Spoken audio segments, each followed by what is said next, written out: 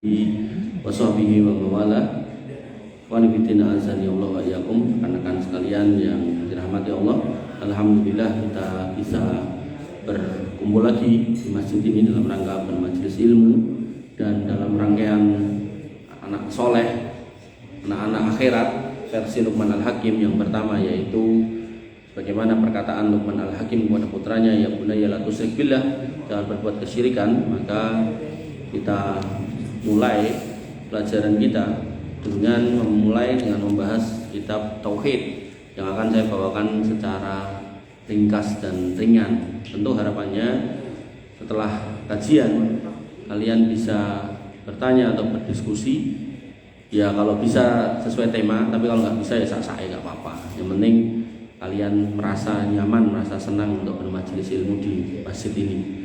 Tadi saya baca sebuah tulisan bagus di depan Masjid Al-Ikhlas. Tulisannya bunyinya gini: sehari tanpa dosa itu tidak mungkin, tapi semenit tanpa dosa mungkin. Maksudnya bi? Ngerti tak? Ngerti? Ini tahu maksudnya? Sehari tanpa dosa nggak mungkin, mesti kita berbuat dosa entah di menit keberapa atau jam keberapa. Tapi semenit tanpa dosa mungkin. Bedek ondang, tak samuan bedek om. Mas. Bi. Maksudnya bi, itu apa jenenge? Spanduk itu cilik gitu kan. Nek gede spanduk nek cilik apa jenenge? Apa? Banner panjang bukan? Nek kecil gitu ya banner juga. Tapi ya kayak banner cuman segini ya, mungkin A3 atau A0 ya pokoknya segitu. Kayak poster mirip poster lah gitu. Ditaruh di depan masjid. Jadi template kita cagak gitu kan, ada beberapa kata-kata, cuma salah satunya nih gua menarik ini depan toilet begitu keluar dari warung ini tulisan ini. Maksudnya apa? Kalian tahu nggak? Reza, ngawur wae. Allah mau ngawur. Maksudnya gini loh, Mbak, Mas. Satu hari itu kita mesti melakukan dosa. Entah apa ya, masing-masing kita nggak tahu lah. Mungkin songko HP, mungkin songko omongan, mungkin songko macam-macam. Tapi 1 menit tanpa dosa itu mungkin. Kapan? Kamu masuk masjid? Kan kayak gini kamu ngumpul gini, aku kan ngelakuin dosa. Nek nganti enak itu kebangetan. Maksudnya ning masjid karo mendem itu kebangetan. Ning masjid karo main gaple itu kebangetan. Tapi secara umum orang kalau masuk masjid, mungkin semenit, 2 menit, mungkin 5 menit. Umumnya enggak berbuat dosa. Umumnya sholat 5 menit gitu kan. Zikir, wirid, sholat, umumnya ngoten. Tapi kok nganti enek mlebu masjid mung 5 menit kok berbuat dosa. Ya ada orang kayak gitu. Sengaja ke masjid, ke toilet masjid untuk berzina, ya ada orang kayak gitu. Cuman maksud saya itu udah di luar nalar orang waras itu enggak jelas itu. Tapi secara umum, nah itu harusnya kalau ke masjid tidak berbuat dosa. Makanya hidup kalian kalau diusahakan ada momen-momen kalian masuk masjid, enjoy di masjid, wah itu nyenengi. Makanya termasuk salah satu dari 7 golongan yang akan mendapat keselamatan di akhirat, yaitu warajulun qalbuhu mu'allaqatun bil masajid. Seorang yang hatinya nyantol di masjid, seneng ning masjid gitu. Wah, ndelok masjid itu hawane adem ayem terus pengen lingguh ning kono.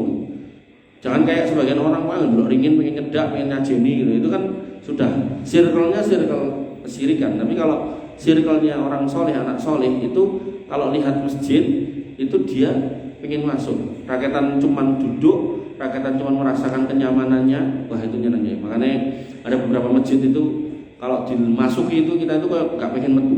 Karpetnya wanggel, terus wadem, sejuk, terus di pojok-pojok gini nih bacaan-bacaan tuh macam-macam. Jadi gak cuma Quran toh, ada yang buku-buku, ada yang majalah-majalah Islami. Nah, yang kayak gitu-gitu yang perlu didesain. Gede mana? Yang temen Nino nanti nek pleset. Nah, maka kita mulai nih tentang tauhid bab 1. Saya akan bawakan dengan gampangannya dengan bahasa-bahasa yang mudah, semoga kalian bisa menerima. Karena ini juga tak sampaikan ke kajian-kajian orang tua, orang-orang dewasa. Yang pertama, Allah Subhanahu wa taala berfirman tentang wajibnya kita bertauhid. Allah taala berfirman, "Wa ma khalaqtul jinna wal insa illa liya'budun." Kita, kamu, kita semua termasuk jin-jin itu diciptakan tidak lain dan tidak bukan untuk beribadah. Beribadah di sini sebagian ahli tafsir mengatakan, menjelaskan liyuwahidun, untuk bertauhid. Jadi hidup kita itu sebenarnya bukan suruh menghabiskan untuk ngapunten untuk makan bukan. Justru kita itu disuruh habiskan untuk ibadah. Ning kan untuk ibadah kita butuh makan, maka silakan makan gitu. Dan ternyata Allah itu maha baik. Dan maha baiknya Allah seperti apa? Yang diminta itu bukan ibadah sing sampai bener-bener bahasa kasar itu sampai marahi tele-tele gitu, enggak. Makanya dulu ketika Nabi SAW menerima perintah sholat itu 50 kali, Nabi Musa menyarankan jaluk medhuk, karena 50 kali itu berat banget. Coba nek sehari 24 jam, so sholatnya 50 kali, itu kan menyulitkan dan menyusahkan. Makanya Allah itu ya meminta kita sholat cuma sehari 5 kali, dan rata-rata orang sholat paling 5 menit rata-rata.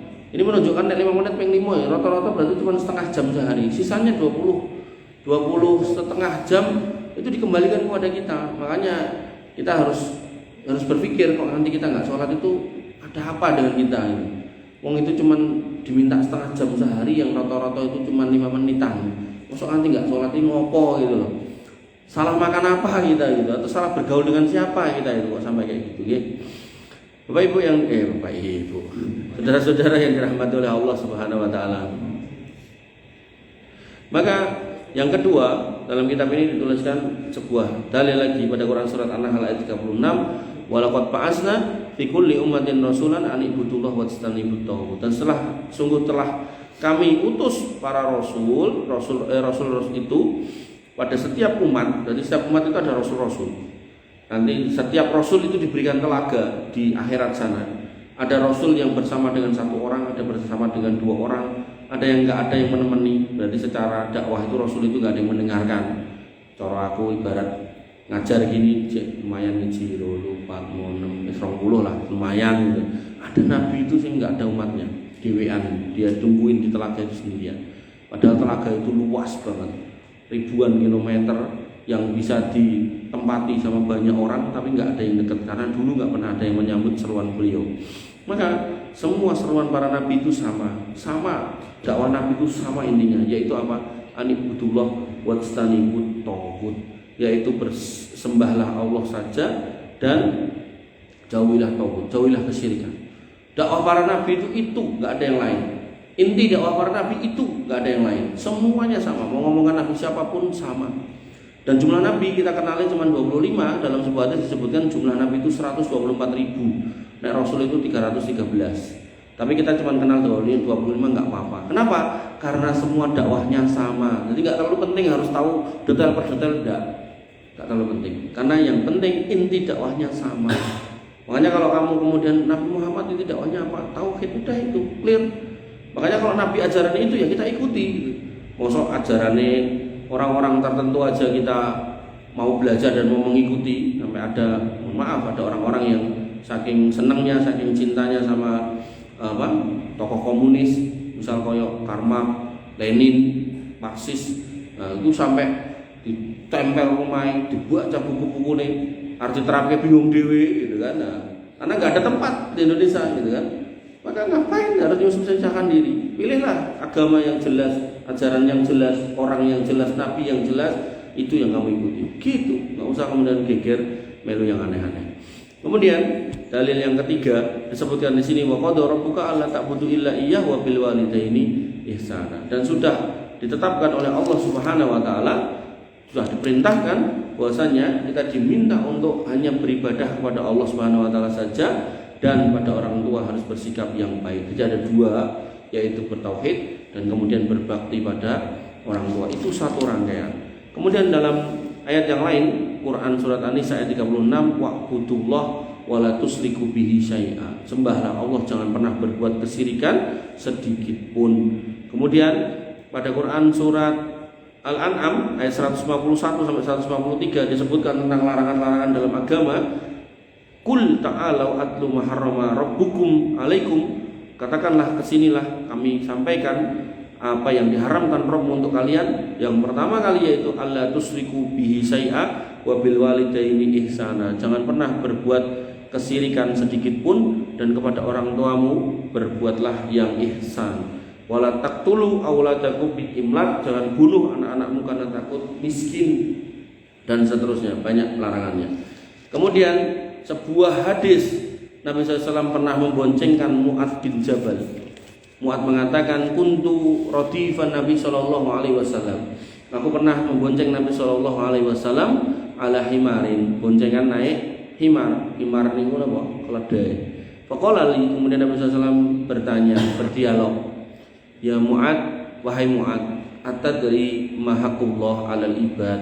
Kowe ngerti enggak hak Allah pada hambanya itu apa? Wa ma haqqul ibad 'ala Allah, dan apa hak hamba atas atau dari Allah Subhanahu wa taala ketika sudah menjalankan haknya. Jadi berarti kamu sama guru. Hak guru itu apa? Hak guru adalah ketika ngajar didengarkan. Hak murid mendapat pengajaran.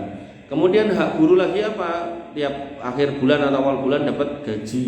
Hak murid naik sergap lebu, garap tugas dan PR dan ujian dapat nilai, kan gitu. Nanti di akhir studi lulus. Maka Nabi bertanya seperti itu.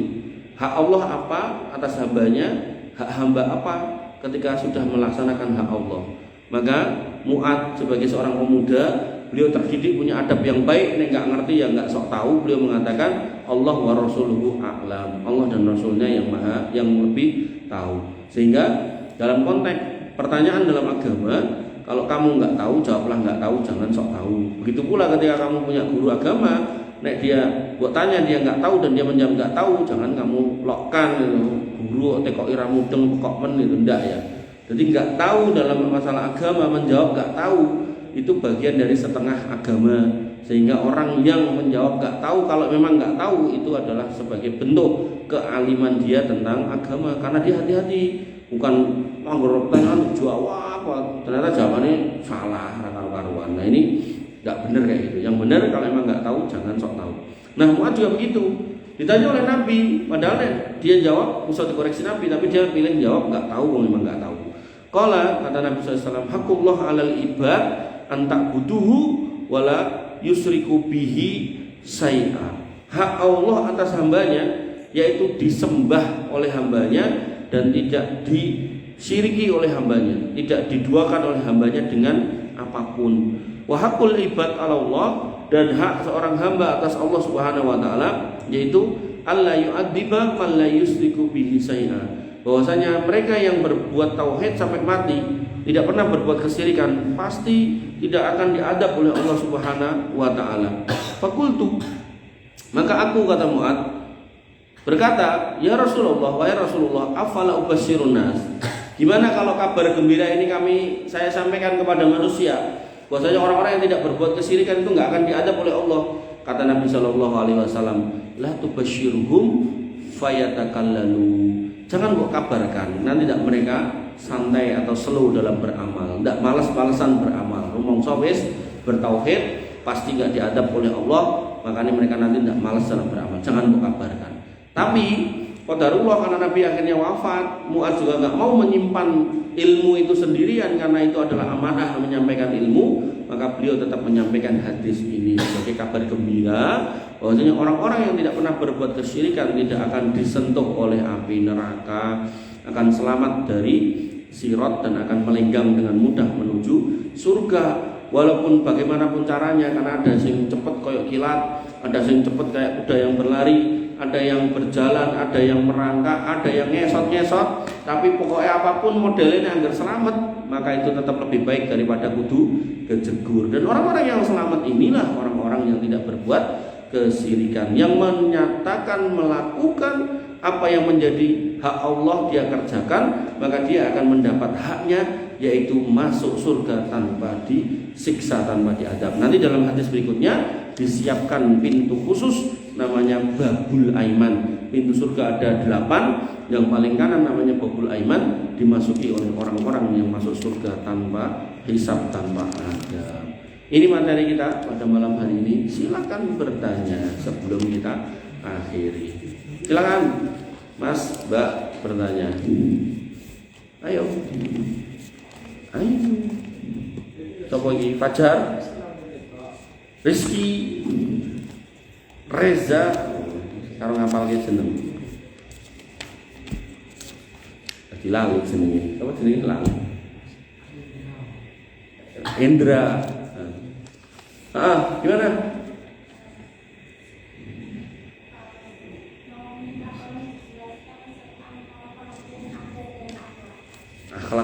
adab. Cukup. Nah, ada seorang ustadz, saya lupa namanya Dr. Ali Musri apa ya kalau nggak salah. Beliau mengatakan adab dan akhlak itu sama. Adab dan akhlak itu sama. Sehingga itu bukan sesuatu yang harus dibedakan. Tapi dalam kitab Minhajul Muslim itu ada dua bab adab dan bab akhlak. Nah, jadi akhlak itu terkait dengan diri kita, misal jujur, kemudian tidak malas, kemudian sabar, kembali ke kita. Tapi kalau adab itu terkait dengan orang lain. Nah, adab kepada guru, adab dalam bermajelis ilmu, adab kepada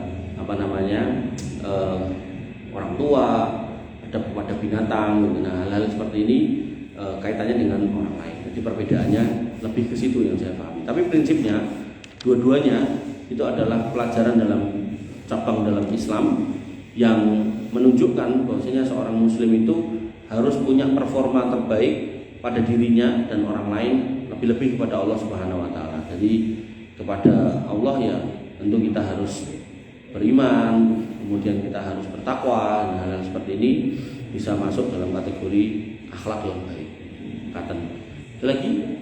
Mbak. Reza, dicatat deh sing teko mungkin kena hitungane. Wis siji loro. Apa?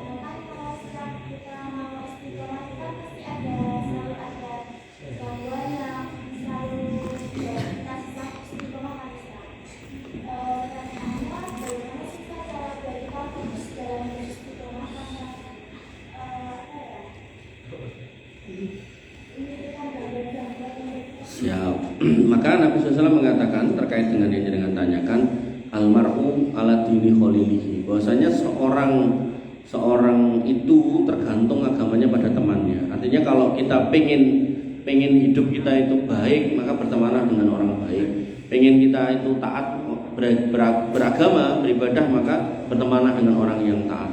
Kita pengen menjadi orang yang rajin belajar, bertemanlah dengan orang yang rajin belajar. Kita pengen menjadi orang yang ikhlas, maka bertemanlah dengan orang-orang yang sering melakukan hal-hal yang penuh keikhlasan. Jadi misal ketika nulung dikei usah apa gitu. Atau mungkin ketika ngantri dia selalu ngambil porsi atau posisi di paling belakang. Kok kira ning ngarep rapopo. Dia selalu mengedepankan orang lain. Maka orang-orang yang seperti ini kalau kita mau berteman dengan mereka, kita akan mendapatkan apa yang kemudian mereka lakukan atau mereka biasakan, yaitu kebaikan-kebaikan yang mereka lakukan. Nah, disitulah saya lebih condong berpendapat secara pribadi itu asas dari istiqomah ketika kita hidup di dunia. Maka tinggal apa yang menjadi kekurangan kita dalam istiqomah itu. Misal sholatku kurang tertib, ya carilah teman yang rajin sholat, jangan malah berteman dengan orang yang nggak sholat gitu. Kemudian misal aku nek ngomong kok nggak bisa berkata jujur, ya bertemannya dengan orang-orang yang jujur, yang tulus, sehingga kita akan terbiasa untuk berkata yang jujur. Sehingga pertemanan itu sampai dikatakan oleh Nabi SAW almar'u ala dini khalili, bahwasanya manusia itu tergantung pada agama temannya. Artinya kalau kamu pengen ngerti seseorang itu kualitasnya seperti apa, lihatlah temannya. Ketika dia berteman dengan orang-orang jelek, ya biasanya mirip dengan itu kelakuannya, akhlaknya. Ya, jadi kembali kepada pertemanan. Silakan yang lain. Fajar, orang popong kok ya nyeleneh. Ada nyeleneh ra opo. Biasa wae. Piye. Pertama kali muncul pertama kali di daerah namanya Khurasan. Khurasan itu sekarang ada di Iran sana. Nanti dia akan muncul di sebuah bukit, di bukit yang ada di Khurasan sana, dan kemudian turun ditemani oleh para wanita yang ada di sekitar situ. Karena wanita ini termasuk orang-orang yang sangat mudah untuk terkena dengan fitnah. Makanya fitnah yang dimunculkan oleh Dajjal ini disambut oleh para wanita. Kemudian makin ke bawah, terus di Khurasan itulah kemudian nanti disambut oleh orang-orang Yahudi 70.000 orang, dan kemudian berjalan terus mencari massa banyak jumlahnya sampai akhirnya masuk ke Madinah. Sampai di Madinah di satu tempat dia nggak bisa masuk karena Madinah itu dijaga oleh para malaikat. Dia terhenti di satu tempat, di situ bertemu dengan seorang pemuda, dan pemuda itu disembelih, dibunuh. Kemudian jasadnya dipanggil, dihidupkan lagi, dan pemuda itu dikatakan oleh Dajjal, mengatakan pada pemuda itu, "Lho kowe mau urip tak pateni terus tak uripke. Iki aku Tuhanmu, sembahan aku." Kata pemuda itu orang, kowe kuwi dajal, kowe iki dudu Tuhanku, karena Tuhanku itu enggak mungkin matanya cacat. Nah, disitulah Dajjal terus marah, terus dia keluarkan pedang, dia lakukan lagi apa yang dia kerjakan yang pertama, tapi gagal. Padahal pedangnya podo, wongnya podo. Nah, kondisinya ya podo di situ, artinya nggak sedang pindah tempat ganti baju besi, enggak, kondisinya sama.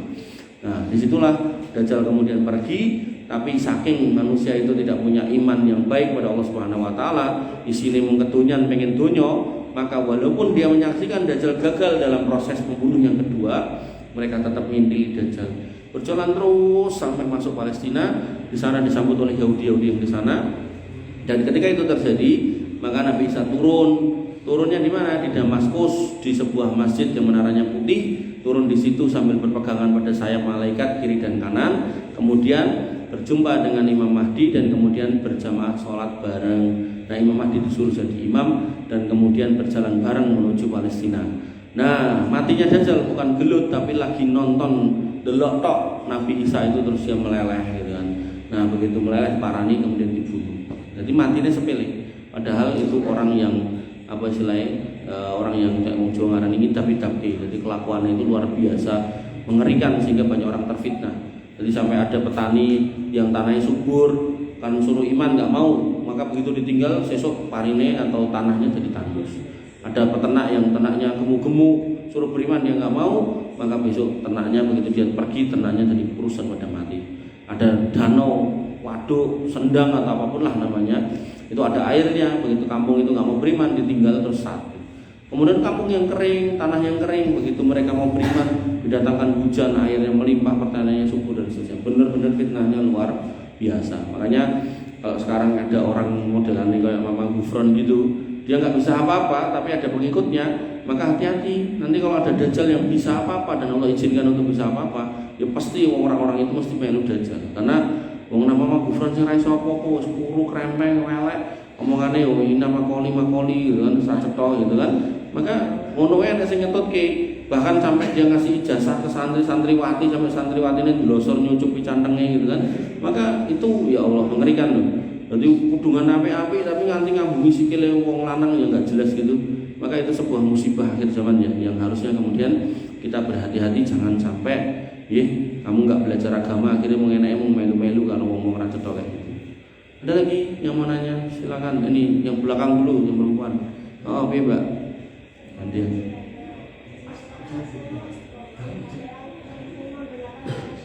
Oh.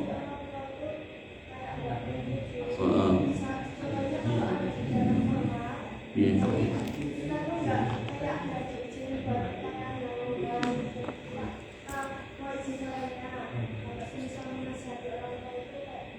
Ya, nasihat orang tua kayak gimana? Jadi alhamdulillah loh, masjid ini tuh pengajiannya sampai pirang-pirang. Maka nek saya untuk kalian khususnya kalau mau menasihati orang tua, niku nek paling gampang kowe ning masjid tenan pas pengajian itu. Nggo Bu, masjid nggo anu kula rencangin ten niku. Lha apa? Niku pengajiannya niku anu ustadze lucu atau apalah terserah kalimatmu. Penting sampai di sini. Nah, ketika orang tua itu sudah nyantol hatinya di masjid gitu kan, otomatis akan melihat orang-orang yang berjilbab, orang-orang yang baik gitu kan. Nah, maka insya Allah bagus lagi kalau pas ada kajian khusus ibu-ibu itu, kamu sama ibumu datang nih, kamu udah nyiapkan pertanyaan di kertas, jadi dicekek atau dititip ke panitia ini untuk mungkin ditanyakan gitu kan tentang hukum jilbaban gitu kan. Maka biar dijelaskan sama ustadznya, kalau dijelaskan itu nggak jilbaban haram gini ya insya Allah ibu dengan akan mendukung untuk jilbaban. Ya, jadi pertama menasihati orang tua itu baik-baik aja, teman. Yang kedua perlu metodologi atau cara yang baik, jangan sampai kemudian orang tua itu marah atau tersinggung. Ya perlu momen lah, artinya nggak selalu kudu sekarang harus didengarkan, bukan. Jadi tunjukkan kalau kita berjilbab itu kemudian akhlak kita jadi baik. Kalau kita berjilbab kita lebih manut gitu kan. Karena kadang ada orang tua tuh yang nyandai jilbab dengan akhlak anaknya gitu. Kowe tak gatek-gatek kayak berjilbaban tambah kurang ajar. Ada yang kayak gitu.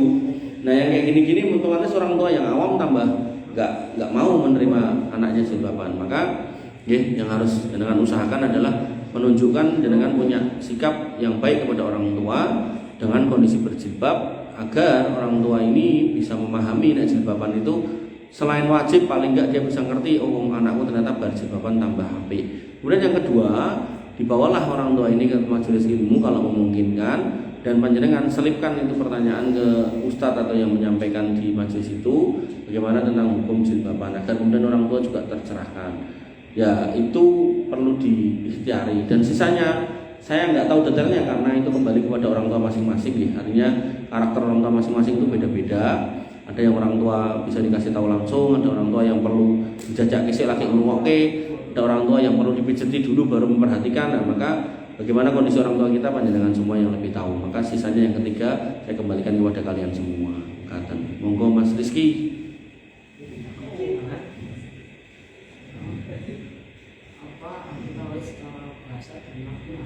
Arti apa? Ini kayak ujian arti tauhid secara bahasa dan makna. Tauhid ya berasal dari kata wahada yuwahidu tauhidan, artinya mengesahkan. Jadi sikap seorang muslim untuk selalu menyatakan, mengikrarkan di dalam dirinya la ilaha illallah, tidak ada ilah yang berhak disembah selain Allah Subhanahu wa taala. Jadi ketika tidak ada yang berhak disembah selain Allah Subhanahu wa taala, ya kembali ke Al-Fatihah. Iya karena butuh, iya karena nasta'in, kepadamu ya Allah kami menyembah dan kepadamu kami minta tolong. Jadi kalau ada masalah ya jangan kedukun hanya kepada Allah. Jangan kemudian buat sajen korban kepada Allah bukan kepada yang lain. Kalau ada musibah ya jangan mencari keselamatan pada yang lain, nyarinya kepada Allah Subhanahu wa taala.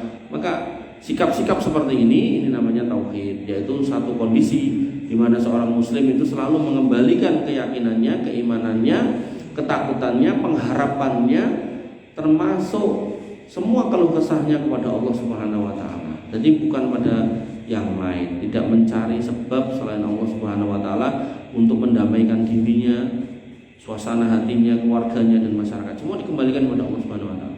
Pokoknya apa yang disuruh Allah manut, apa yang dilarang dijauhi. Kemudian semua sebab yang membuat Allah itu marah, benci, murka kita tinggalkan, semaksimal mungkin kita usahakan.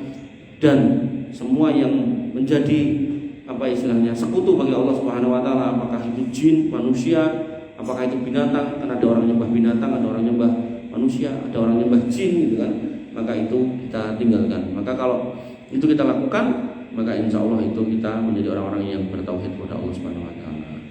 Makatan, nah, mudah-mudahan bisa dipahami. Mana ya? Cukup. Nah, ada lagi? Gimana Mbak?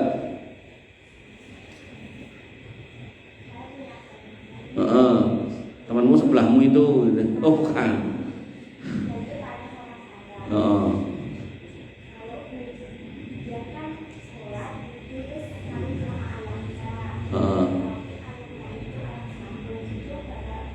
Batal apa enggak? Ya, sudah cukup. Ya, memang di dalam Al-Quran dikatakan bahwasanya seorang yang sudah wudu itu termasuk salah satu yang menyebabkan pembatalnya atau menjadikan batal, yaitu aula mastumun nisa, yang menyentuh seorang wanita. Nek secara bahasa memang terjemahannya seperti itu. Tapi kata-kata aula mastum itu maknanya bukan nyenggol tok, tapi maknanya adalah ya, berhubungan suami istri. Nah, maka kalau cuma nyenggol tok, senggolan, jawil itu enggak membatalkan wudu.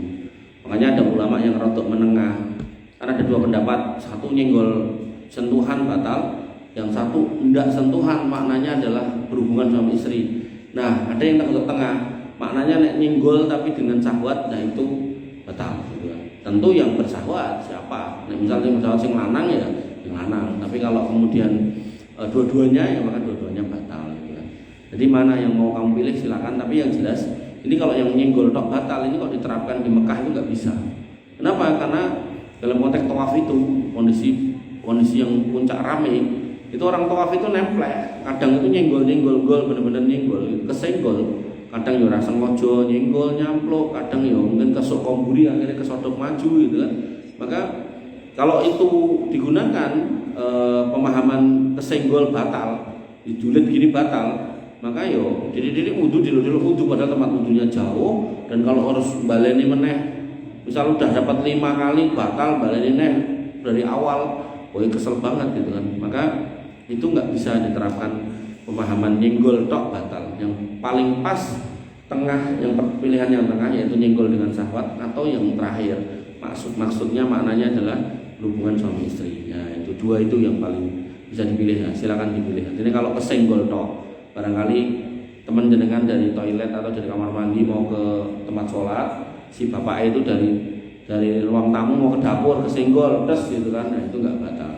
Tapi nek ngapunten kan kadang sosok enten bapak sing ra cetha ngoten niku kadang ki anak sambung terus malah ngambung-ngambungi lah ngono iku lah, itu mungkin membatalkan. Dan anak sambung itu hukumnya bukan mahram loh ya. Jadi dia apa ya istilahnya tetap nggak boleh gampangannya nyeluk pangku bapak itu gitu kan ya, jadi nggak boleh kemudian diapa-apain sama bapak itu, jadi bukan sing bisa diapa-apain sama bapak itu, jadi hukumnya ya bukan hukum anak kandung, jadi anak sambung. Ada lagi yang mananya? Cukup? Oh ya, monggo Mbak, kamu bertanya temanmu sebelahmu ini. Bi.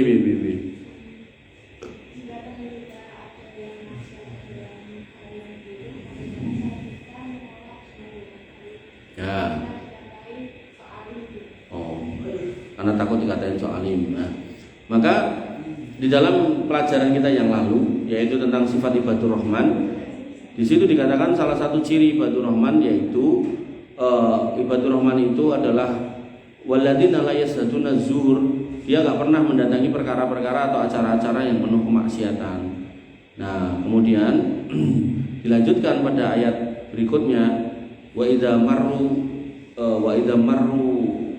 apa il wa idza marru billahi marru kirama, kalau diajak pada hal-hal yang sia-sia gitu kan, maka dia melenggang dengan penuh kemuliaan, nggak mau. Nah, maka ya mau nggak mau memang kalau kamu diajak ya kamu harus menyatakan nggak mau. Dianggap soalim ya serapopo, matur nuwun dumoni gitu kan. Nah, maka pengalaman saya harus kenyang dikatakan kayak gitu. Nah, kita tunjukkan dengan prestasi gitu loh. Tunjukkan dengan prestasi kalau kita yang dikatakan soalim itu punya prestasi. Nah, orang yang mengatakan mengatai kita soalim ini, ya kita usahakan dia jangan pernah kita kalah dengan dia. Jadi nek DE lulus SMA ya kamu lulus S1, DE lulus S1 ya kamu lulus S2.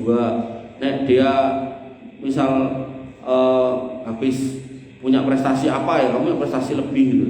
Atau dia bisa bahasa Inggris ya kamu bisa bahasa semut tapi bahasa Arab misalnya gitu kan. Nah, sehingga semua yang kita bisa melebihi dia itu akan membuat merubah mindset ya. Oh ternyata temanku ini punya kualitas gitu. Begitu pula tadi yang jilbaban tadi, ketika dengan berjilbab tadi dia tambah baik sama orang tuanya, tambah berbakti, tambah manut, tambah nurut, tambah ngerti gawean gitu kan. Maka ya itu berarti jilbab itu pasti akan disetujui sama orang tuanya, apalagi orang tuanya muslim kan. Nah, maka ketika kita dikatakan oleh teman-teman kita seperti itu ya memang itu resiko ning dunia kalau harus mendapatkan omongan-omongan seperti itu. Ada lagi yang mananya? Bro, nanti kau nera, kowe bro mengurono, bro kowe, gak ada, kalau gak ada kita tutup dengan doa ya. Baik teman-teman yang dirahmati oleh Allah Subhanahu Wa Taala, mungkin ini yang bisa kita sampaikan. Kita tutup dengan doa, panjenengan aminkan. Semoga Allah Subhanahu Wa Taala menjadikan kita semua, kalian, saya, ketika cuma kalian tok saya dan semuanya jadi anak-anak yang soleh dan solihah, dan kemudian Allah mudahkan untuk masuk jannah. Bismillahirrahmanirrahim. Alhamdulillahirabbil alamin, hamdan syakirin hamdan naimin, hamdan yuafi ni'amahu wa yukafi mazidah. Ya Rabbana lakal hamdu kama yanbaghi li jalalika wa azimi sultanik. Rabbana lakal hamdu anta nurus samawati wal ardi wa man fihinna wa lakal hamdu la ilaha illa anta subhanaka inna kunna minadh dhalimin wa illam taghfir lana wa tarhamna lanakunanna minal khasirin. Allahumma ighfir lil muslimina wal muslimat wal mu'minina wal mu'minat al ahya'i minhum wal amwat innaka sami'un qaribun mujibud da'wat wa ya qadhiyal hajat. Rabbana zalamna anfusana wa illam taghfir lana wa tarhamna lanakunanna minal khasirin. Rabbana ighfir lana dzunubana wa liwalidina warhamhum kama rabbawna shighara. Allahumma ighfir lahum warhamhum wa afihim wa'fu anhum wa akrim nuzulahum wa wasi' madkhalahum waghsilhum bil ma'i wal salji wal barad. Rabbana hab lana min azwajina wa dhurriyyatina qurrata a'yun waj'alna lil muttaqina imama. Allahumma ja'alna muqiminas shalah min dzurriyyatina rabbana wa taqabbal du'a. Allahumma ja'al hadzal baladan aminan mutma'innan warzuq ahlahu minas samarati waj'alna wa banina an na'budal asnam. Allahumma aminna fi awtanina wa aslih a'immatana wa wulata umurina. Allahumma ya Allah hab lana minas shalihin, hab lana minas shalihin, hab lana minas shalihin. Allahumma ja'alna minas shalihin, Allahumma ja'alna minas shalihin, Allahumma ja'alna minas shalihin. Waj'alna minal muwahhidin wajma'na fi zumratil muwahhidin wa adkhilnal jannata jannatika jannatin na'im ya arhamar rahimin ya dzal jalali wal ikram. Allahumma inna na'udzubika min fitnatil mahya wal mamat wa na'udzubika min fitnatil qabri wa adzabil qabri wa na'udzubika min fitnatil masiihid dajjal wa na'udzubika min adzabi jahannam. Allahumma inna na'udzubika min adzabin nar wa na'udzubika min adzabi jahannam wa nas'alukal jannah wa nas'alukal jannah wa ma qarraba ilaiha min qawli wa amal. Rabbana atina min ladunka rahmah wa hayyi' lana min amrina rasada. Rabbana atina ma wa'atana ala rusulika wa la tusina yaumal qiyamah innaka antas sami'ud du'a innaka la tukhliful mi'ad. Rabbana la tu'akhidna in nasina wa akhtana. Rabbana wa la tahmil alaina isran kama hamaltahu ala alladziina min qablina. Rabbana wa la tuhammilna ma la taqata lana bih wa'fu 'anna waghfir lana warhamna anta maulana fansurna 'alal qaumil kafirin fansurna 'alal qaumid dhalimin. Allahumma kfina bihalalika an haramik wa aghnina bifadlika amman siwak ya ghaniyyu ya hamid wa ya muqallibal qulub tsabbit qulubana 'ala dinik wa ya musarrifal qulub sarrif qulubana ila ta'atik la ilaha illa anta subhanaka inna kunna minadh dhalimin wa illam taghfir lana wa tarhamna la nakunanna minal khawasirin. Rabbana atina fid dunya hasanah wa fil akhirati hasanah wa qina adzabannar wa qina adzabannar wa qina adzabannar wa qina adzabannar. Wa akhiru ta'wana alhamdulillahi rabbil alamin wa sallallahu ala nabiyyina Muhammadin wa ala alihi wa sahbihi wa sallim ajma'in. Akhiru kalam subhanakallahumma bihamdika asyhadu an la ilaha illa anta astaghfiruka wa atubu ilaik. Assalamualaikum warahmatullahi wabarakatuh.